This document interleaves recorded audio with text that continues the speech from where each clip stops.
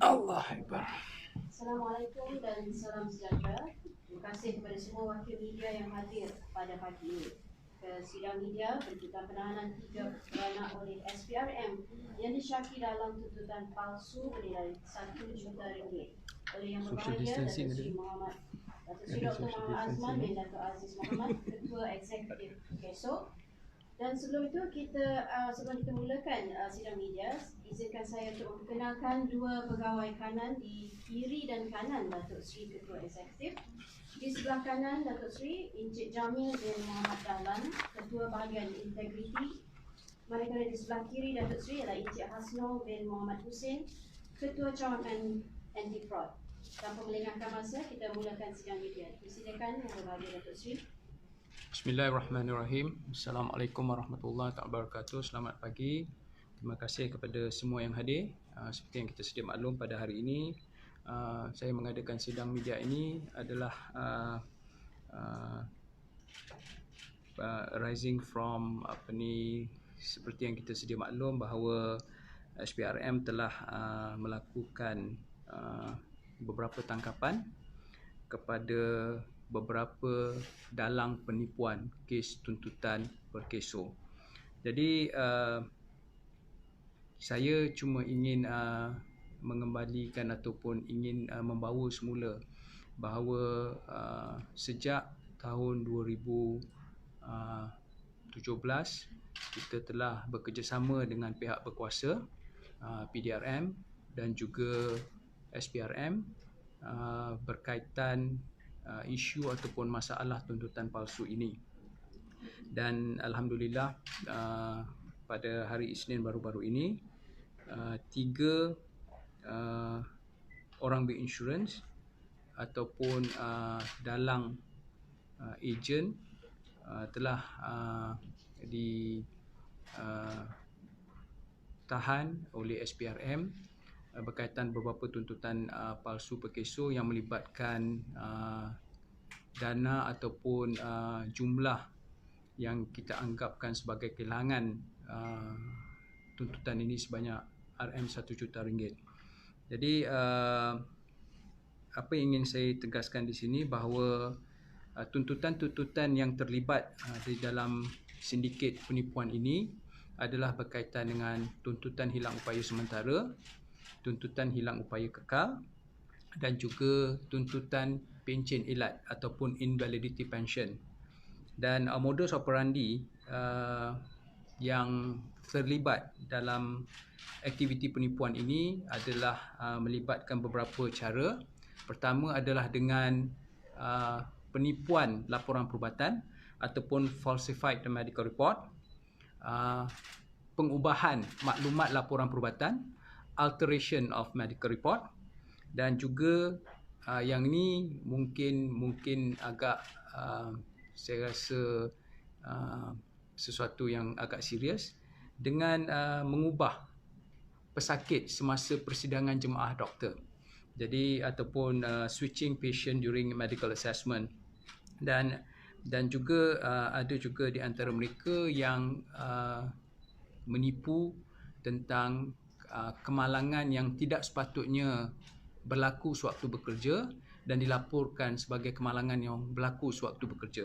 Jadi setakat ini pihak-pihak dalang ini beroperasi kebanyakannya di Lembah Kelang.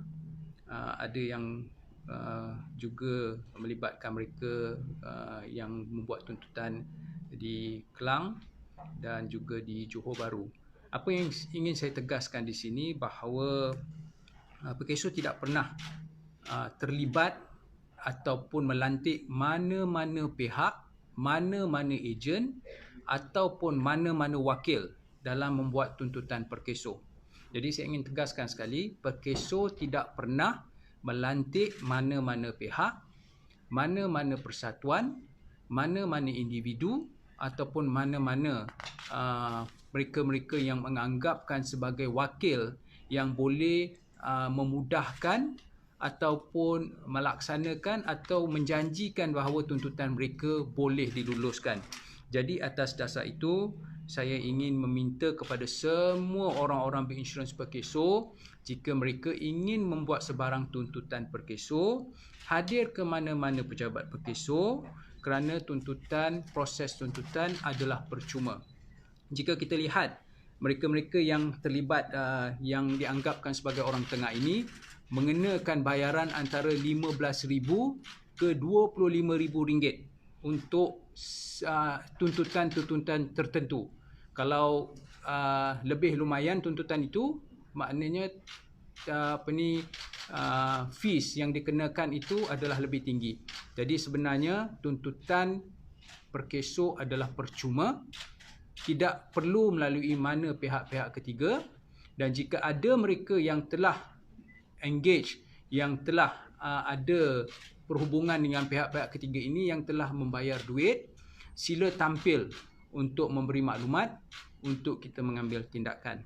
Sehingga kini perkeso telah melalui bahagian anti-fraud dan juga bahagian integriti, kita telah mengesan beberapa tuntutan-tuntutan yang dianggap mencurigakan, dan kita telah meneliti melalui proses yang sedia ada dalaman untuk kita recover balik atau mendapat balik bayaran-bayaran yang telah dilaksanakan. Jadi apa yang telah kita lakukan adalah pada hari ini kerjasama yang rapat dengan SPRM, dan kita tidak akan berhenti di sini. Kita akan meneruskan kerjasama ini, dan kita akan memastikan mereka yang telah mengambil kesempatan ke atas orang berinsurans atau mengambil kesempatan dengan membuat penipuan akan dibawa ke muka pengadilan.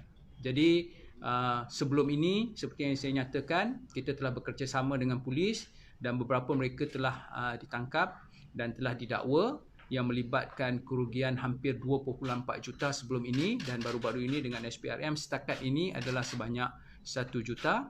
Dan saya tidak berhasrat untuk memaklumkan dengan lebih detail tentang kes yang sedang dalam siasatan, kerana saya serahkan kepada SPRM untuk mengambil tindakan yang sewajarnya, kerana kita di Perkeso amat serius, dan kita akan sentiasa bekerjasama dengan pihak berkuasa untuk memastikan dalang-dalang ini tidak berleluasa di luar sana to take advantage atas tuntutan orang-orang berinsurans yang memerlukan bantuan ataupun membuat tuntutan yang tidak sepatutnya mereka terima.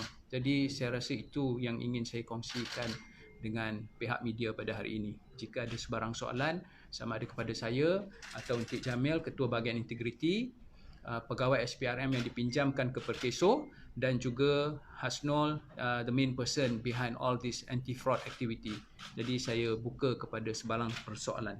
Dato' Sri, maybe you can share with us some of the measures that has been taken by SOCSO to identify this sort of falsified claims, and what are the enhancement measures that's being done to sort of vet and make sure that there are no such claims that come through, and action can be taken immediately at, say, the beginning stages instead of before the payout.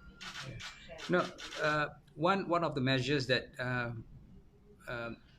we've actually initiated for last few years, we have actually beefed up our anti-fraud department. That is where we get Hasnol and few experienced officer, ex-police officer, ex-magistrate, and even those with experience in doing undercover and also investigation to be on board. That is number one. Number two, we are also using our system, artificial intelligence, to detect through the system which there is a method within anti-fraud to really do the data analysis and to come up with maybe we consider as alert system to the anti-fraud department. Then following that, we will investigate, and then if need to, we will take action before we pass to authority. So that is some of the measures taken internally. But I just want to share that today we also at times scrutinize some of the medical report given to to SOCSO when they forward their claim, because we believe that sometimes the medical report is falsified, or they altered some alteration within the medical report, just to put or to just convince the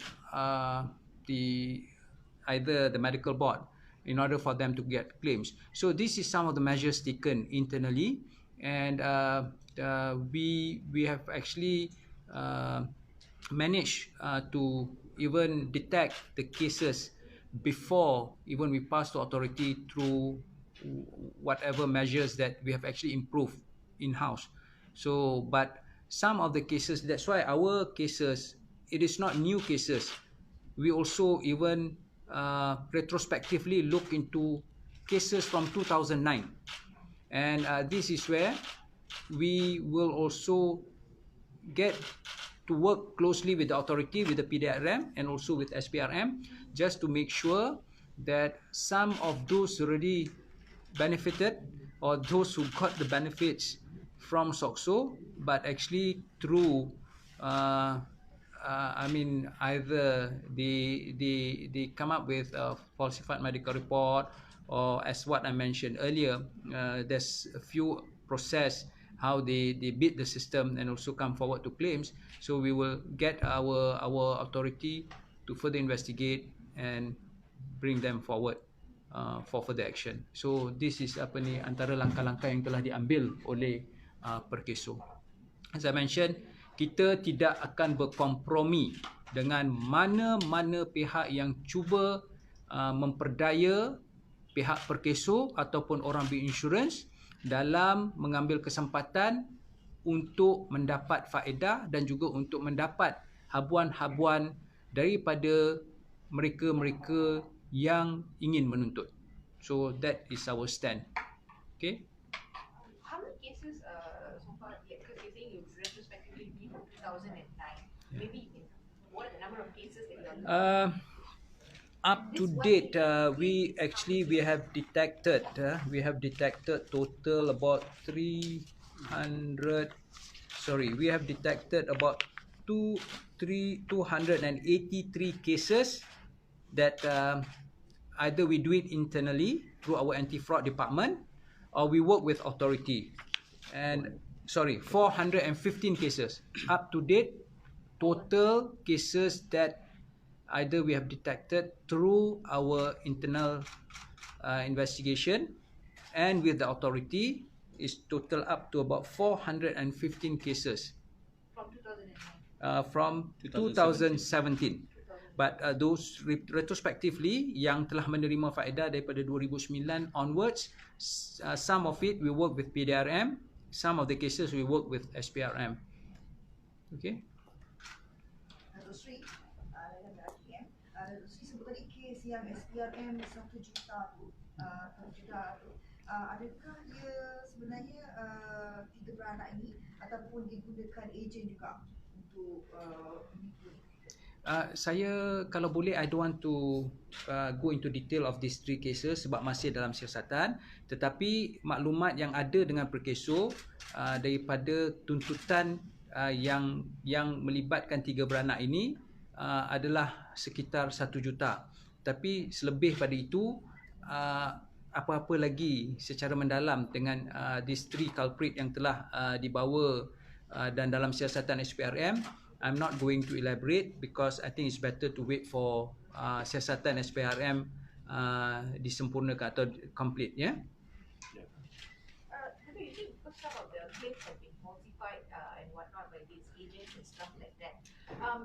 Has there been, like, maybe from your internal investigations itself, has you seen sort of like a pattern maybe from certain hospitals or certain clinics or anything where these claims have been, like, do you detect something like of a pattern and any action taken against this particular hospitals or whatever? No, of course, you see, our artificial intelligence, that the system either will detect few measures, but I just don't want to share because kadang-kadang kita tidak boleh to share in detail how is our investigation done.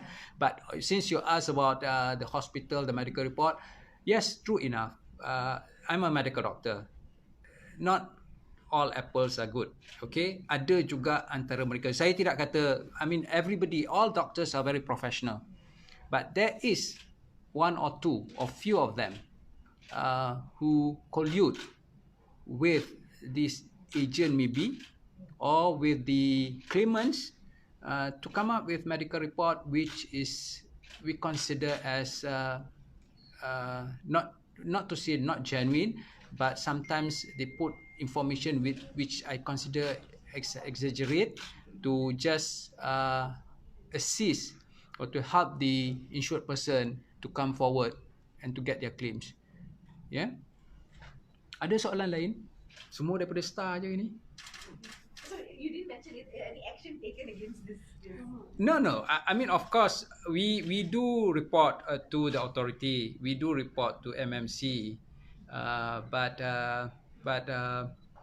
I think sometimes it's difficult on our part also to convince the authority that there is also some unscrupulous doctor out there.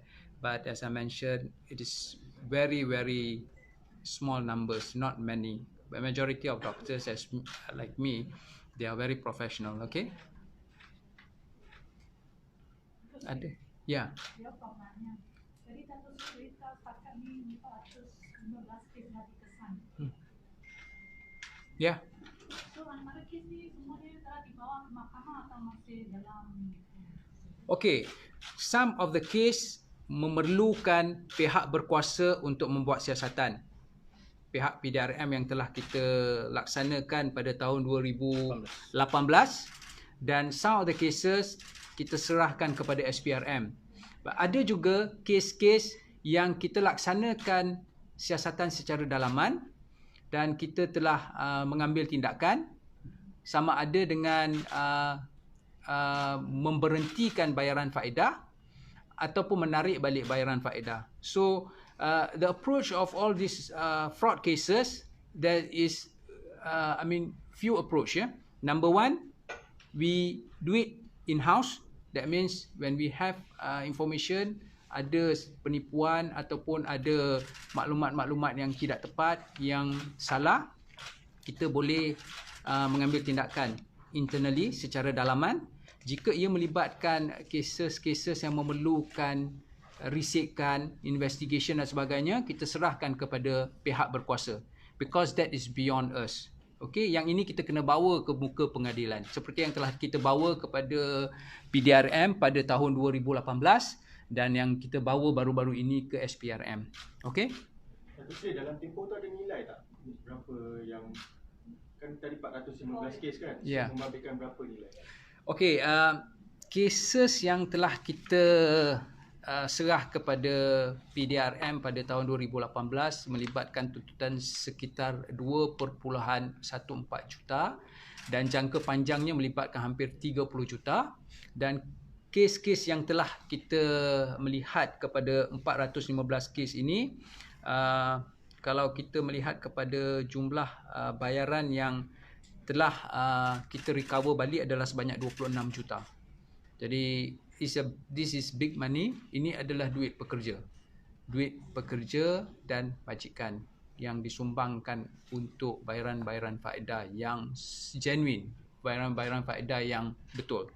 Dan dari segi keseluruhan recovery kepada 415 kes ni adalah sebanyak 68 juta ringgit.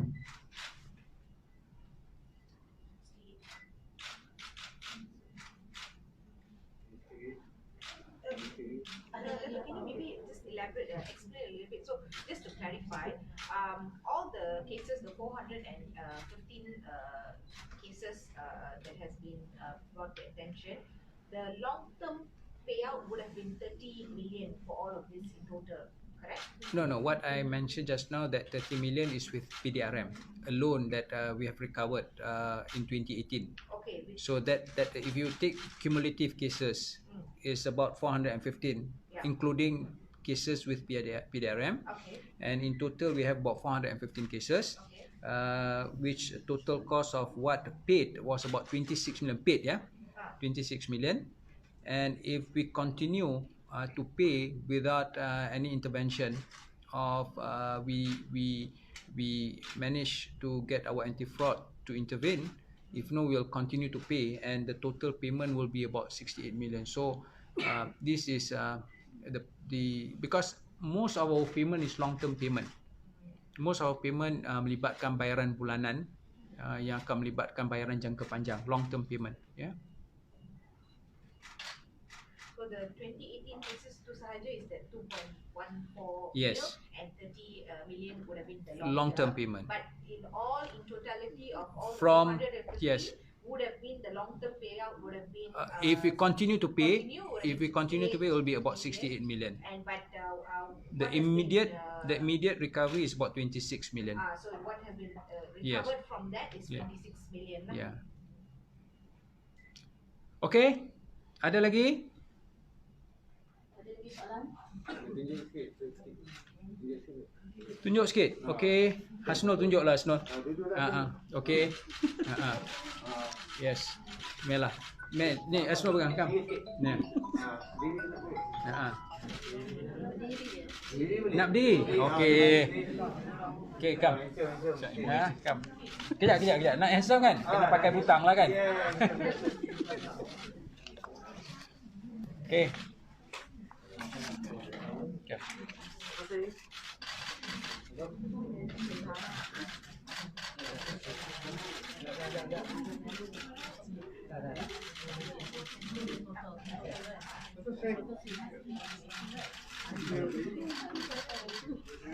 Okay. Alright. Dah semua. Terima kasih banyak-banyak. Thanks kepada semua yang hadir. Ada sini. Untuk rakan-rakan media, sebelum pulang tolong ada sedikit segerati, ada beg makanan dan penyataan media di tempat pendaftaran tadi ya. Terima kasih. Okay, terima kasih. Ya.